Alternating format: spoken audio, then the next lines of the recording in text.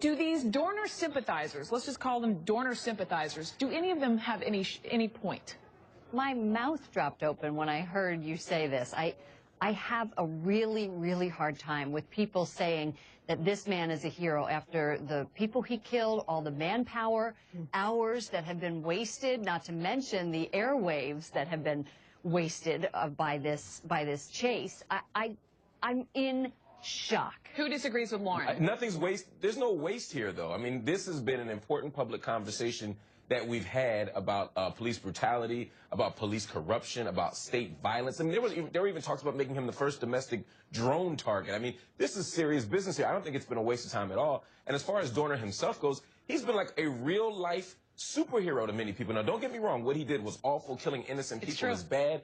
But when you read his manifesto, when you read the message that he left, he wasn't entirely crazy. He had a plan and a mission here, and many people aren't rooting for him to kill innocent people. They're rooting for somebody who was wronged to get a kind of revenge against the system. It's almost like watching Django Unchained in real life. It's kind of exciting.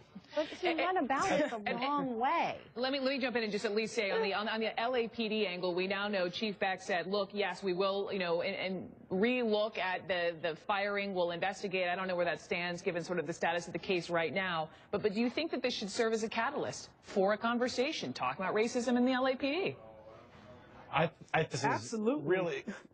I think this is really even beyond just talking about the LAPD, though. I think the issue is that you'll always have people on social media who support these villains. I mean, there are James Holmes fans. But is this the same thing? Social media too. Jack, is it the same thing? I think there's something to. I think there's some part of it that's just social media weirdness.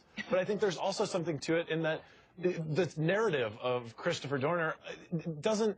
I mean, in some ways, it resembles a Denzel Washington movie where someone is wronged and he stands up for himself and it goes down in a blaze of glory. It's hard for it not to turn into a movie. We have the law. We have the law. There are appropriate ways to do this. You can not if the law is broken. Well, I'm not saying that. I'm not saying that what if we even say, like, previous to, take the murderous rampage out of it, would he have had a point? Would he have had a point to? Yes.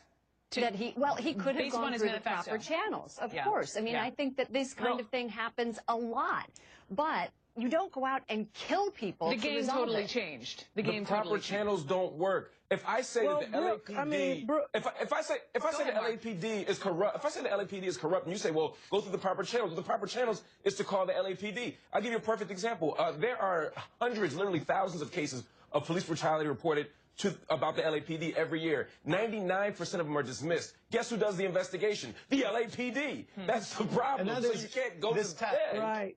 MC Light, I want to hear from you. Absolutely. MC Light, you're listening to all these voices. What do you think? Absolutely. Everyone's making a point that needs to be heard, I'm sure. My take, and especially what I read about the case, is that he wanted to make good in terms of reporting, I guess, a fellow officer who had kicked a homeless person. So if it all has catapulted into this, I mean, for shame, and yes, just, but it is extreme to take another's life. But I can also see on the social media front, there are lots of folks there who say a lot of things that Jack's right. They he ought makes a not point. It's say. the weirdness. And it's weirdness about it, but truthfully so, people are, it's an uproar because people are being brutalized within LA and all over this nation. We're seeing kids die at the hands of police brutality. So, yeah, it's out of weirdness, but these social media, it's good to hear what these people have to say. And yes, it is not a waste of time because it's a conversation that needs to